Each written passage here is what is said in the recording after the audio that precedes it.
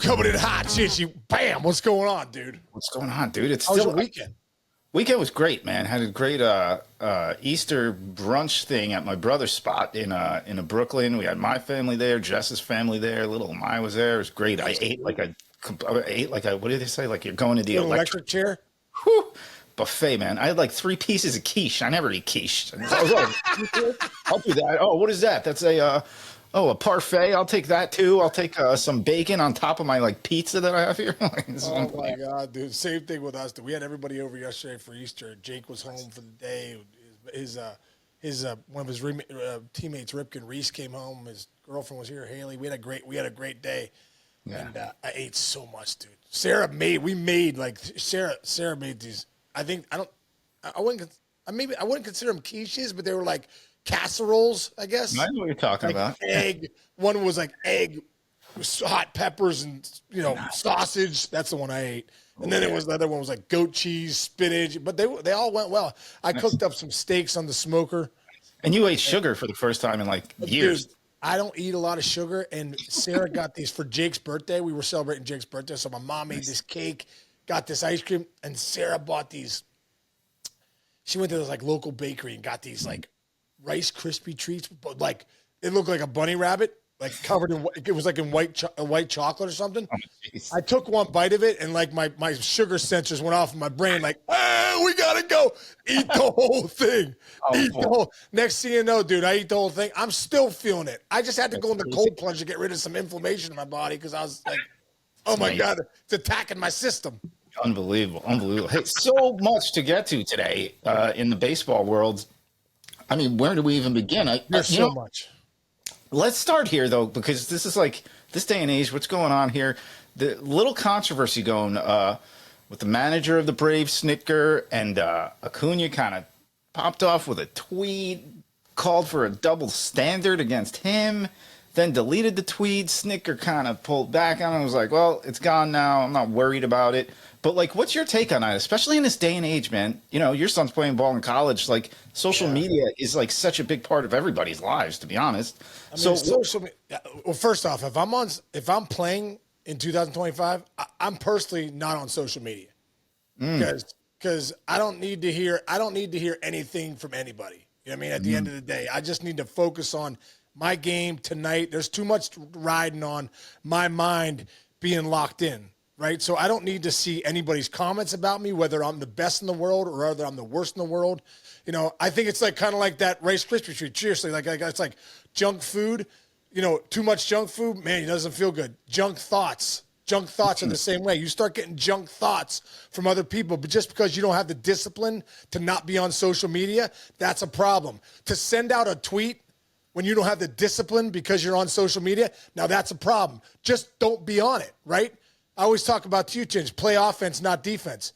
Hey, listen, you can't control yourself on social media? Don't be on it. Play offense. Don't play defense and go, oh, I shouldn't do that. No. Don't do it. Don't be on it. Play offense. Go, you know what I mean? So that's how I think about that. Like Acuna, like, hey, dude, get off social media. Stop. Like, don't even have the option for all this to be a story where now they got to go to Brian Snitker and say, what do you think about this? The whole thing was Kelnick hit a ball to right center, and he thought it was gone. He didn't like pimp it, but he did, and he got thrown out of second base. Now that's on Kelnick, and Kelnick plays the game hard and goes after it, whatever.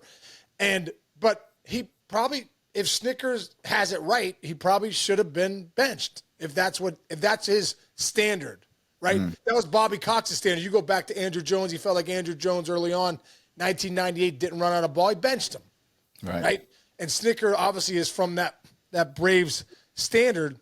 Yeah. Well, a few years ago, I think when Acuna was a rookie or a second year, he hit a ball off the wall, didn't run, and he only got a single, and I think he got taken out of the game, reprimanded. So obviously, and also too, dude, talk about not getting over things, resentments. That was 5 years ago. Right. You know, I remember too, I don't know if you remember this, when Freddie Freeman got traded on his way out, Acuna was like, yeah, he wasn't nice to me with the rookie stuff. Well, meanwhile, Freddie Freeman was saying, hey, man, you're a rookie and you have to wear certain pants. And that's the way it goes, especially with the Braves. It's just the way it is. So, like I said, don't be on social media, dude. Right. At the end of the day, don't be on social media. Now, is Snitker, I don't know what Snitker's standard is, but if you're not running hard out of the box and you get thrown out at second base because of that, well, you're on the bench. Right. So he says he didn't see it. And if you watch the replay, Chinch, I don't know if you've seen it. The replay is like, he doesn't pimp it, but it's not a full sprint. Yeah, it wasn't like an on purpose. Yeah, it's like just sometimes that happens. Sometimes you get a piece of a ball and you're like, you stun yourself into thinking, I don't know. It's like a stunning feeling, but whatever. The bigger thing though is like you're 8-13, man. That snowball effect comes quick when you've been in clubhouses more. You know this more than me by far. So tell me, like, when things aren't going well, like these little things, you got to stay away from them because it's only going to make things worse for you. 8-13, 3.81 win percentage, 2-11 on a road right now. Dude, don't give people reasons. Don't give people reasons. Show up, play hard. You'll give no reasons. I asked Mike Piazza one time. You talking about conversations at first. Piazza came to first base, and dude, that was the best player in the game, hitting bullets everywhere. Mm-hmm. But if you watch Piazza play, Piazza ran out everything. He ran hard. He played the game right. And I said to him one day, we were just, at first base, he had just hit a bullet to right or something like that. He comes to first. I go, bro, how do you do it, man? How do you play in New York every night with this scrutiny and all the things? And he looked at me and said, you know what, Case? He goes, if you play hard and you play the game right, nobody really gets on you. Even when you struggle, they're going to boo you here and there. But if you show them that you care and that you're playing hard, that's what you need to do. So I like to say, just play the game one way. You hit a ball in the gap, run. Mm-hmm. You ground out, run.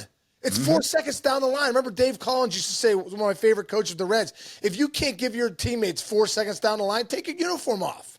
Yeah, I'm sorry if that's old school or whatever. I don't think that, but that's the way you play the game. But too many guys, you saw, was it Christian Morel hit that ball to center field, big pimp job in Tampa, and he gets thrown out at second or at first, or it should have been a triple. These guys are just okay. I get it. If you want a bat flip, make sure you get it. Make sure you got him. Yeah, make sure you got him. Yeah. But if you bat flip or you stay there, make sure it's 35 rows deep. Right. Okay, let's start making that rule. You can bat flip. If you're 20 rows deep, bat flip. Throw the bat into the stands. Hey, you've earned it. If you're wall scraping balls or or balls are hitting the wall and you're pimping it, clean it up. Be better. Be better, dude. And the other thing is, if you can't handle your social media and putting tweets out there, then taking it off, get off social media. Mm-hmm. Especially you're in some of these cities, man. Look what's going on in Queens. The first week of the season, all anybody talked about was Juan Soto saying, "I'm not playing with Aaron Judge anymore." And meanwhile, Pete Alonso is having one of the greatest starts to the season in baseball history, actually. Right. And so, let's spin it over to that direction right now. What is your take on that situation? This guy came in here, he's making $700 million. To your point, whatever he says is going to have a tag on it that says you're making $700 million. So what's your take on that whole situation? Yeah, and as soon as you say something that's kind of an excuse, and people don't like that. Yeah. Especially in New York. But people don't like that anywhere. Right. I don't think he was saying that. I think he was making the point that, hey, if you're hitting in front of Aaron Judge, you're going to – and don't make no mistake about it. He had the greatest year of his life because Judge was there for protection. Now look at Judge. He doesn't need anybody to protect him. He's an absolute monster. Now Alonso, I think Alonso has something to prove. Alonso is pissed off about this last offseason, and he's like, you know what? I'm about to go out and dominate. Mm-hmm. I figured some things out.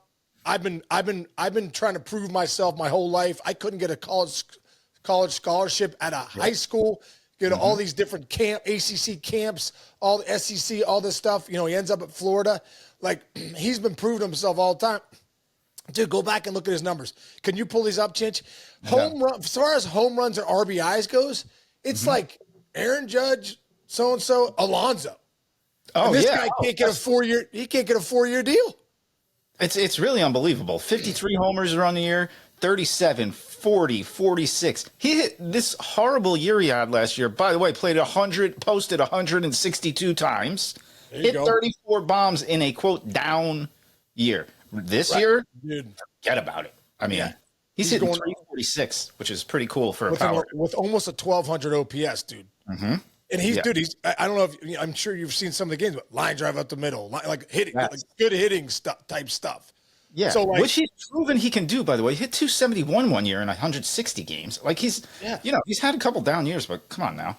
no, I give him so exactly. much credit. I love seeing the guy who kind of got railed in an Yeah, offseason have a great year. And I I mean, agree, dude. And Chinch, this is baseball, dude. You can't steal first. All these guys want these great WAR, OPS. This guy's a great base runner.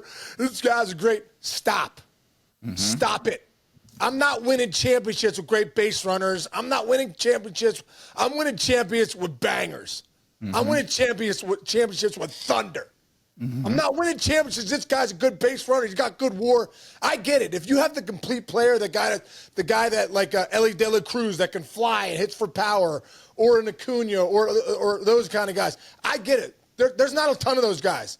But for the other guys, go ask Carlos Mendoza. Go ask Aaron Boone. Go ask the guys that have the bangers in the lineup. You win with bangers. Guys that can beat good pitching. Guys that can hit the ball out of the ballpark. Guys that drive in runs. When people, RBI is a team stat, stop that crap. If you've never been in a box in baseball, it's not a team stat. When the adrenaline's elevated, the guys that can slow the heart rate down and come through in the clutch, they're not just all out there. There's guys that can't do that. Pete Alonso does that. He drives in 120 a year. He hits 40-plus homers a season. He's a good player. He's a banger. You win with the bangers. So stop with the whole, he can't get a 4 or 5 year deal because he doesn't look like the part. No, you know what he looks like? He barrels baseballs out of the ballpark from line to line. That's what he looks like. So, like, the fact that no one wanted to sign Alonso this offseason, to me, is like, what are we doing? This is baseball. It's not track. It's not NBA. This is baseball. NFL, you get some of these greatest athletes in the world in the batter's box that can't even hit the barrel. This is a different skill set. yeah. You know? And that's the bottom line. So it fires me up sometimes.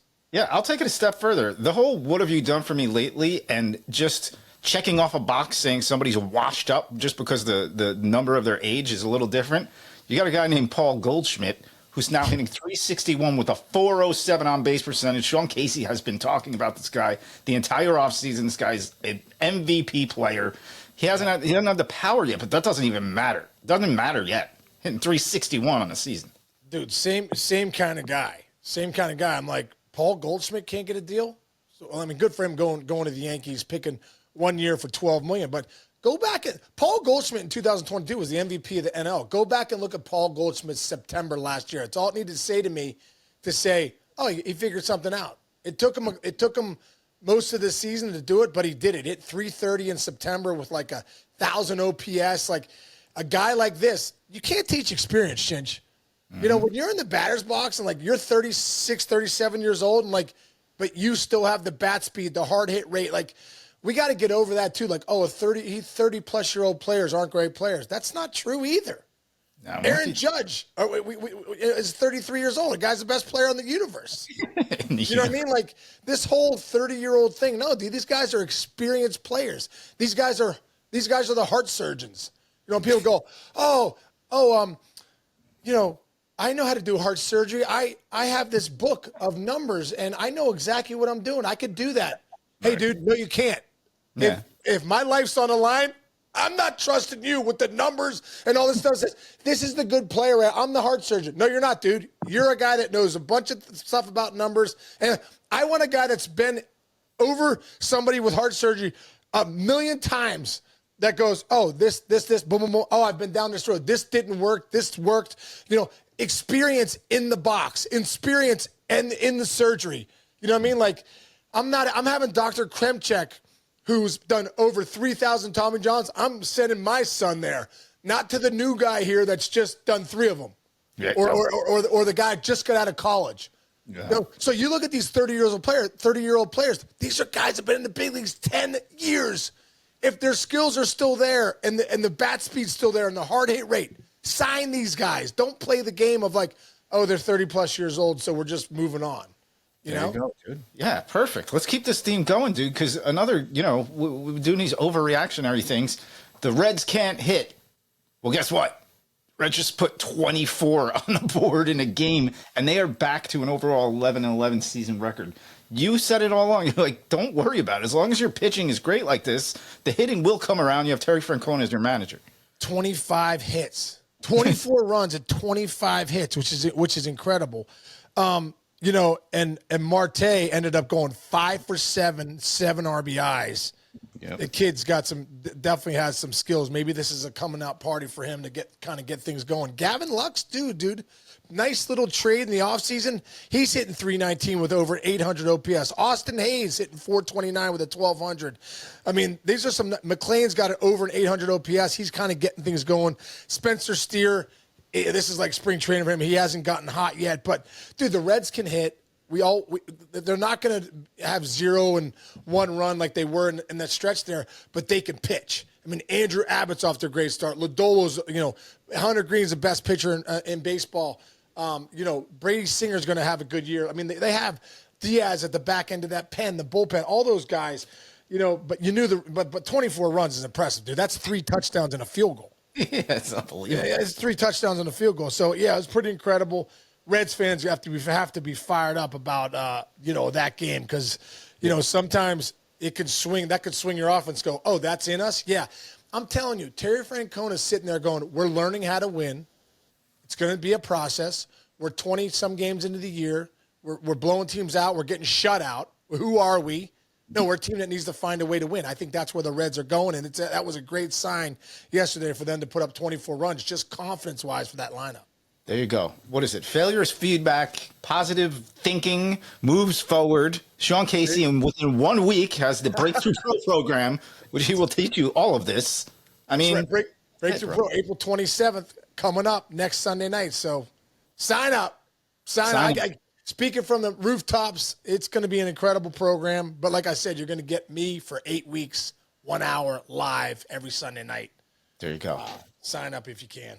All right, let's do it, man. All right, Chinchy. Start to the week. Way to motivate me. We had some great topics today, dude. And real quick, all these things happened yesterday, but how about Boone getting tossed out there in Tampa? Dude, I don't know if you saw that, dude. Judge hit a run. It was a home run, but dude, I think it looked like it was like 5 feet, 10 feet fair. I know. It was so weird. Boone did not give up in a post game. He was like, that was ridiculous. It was. It was. What if he winds up with 69 home runs? I was thinking the same thing. And dude, you know how hard it is to hit homers in the big leagues? Very hard. That's a big deal. So but the fact that on the replay, yeah, come on, you can't miss that, dude. You should be able to go back and give him a home run. Boone getting ejected. That's a must ejection right there. You got your superstar player and gets rung up on that pitch. That pitch wasn't. I think that pitch was a ball. I mean, we were probably all more fired up about it just because he already run.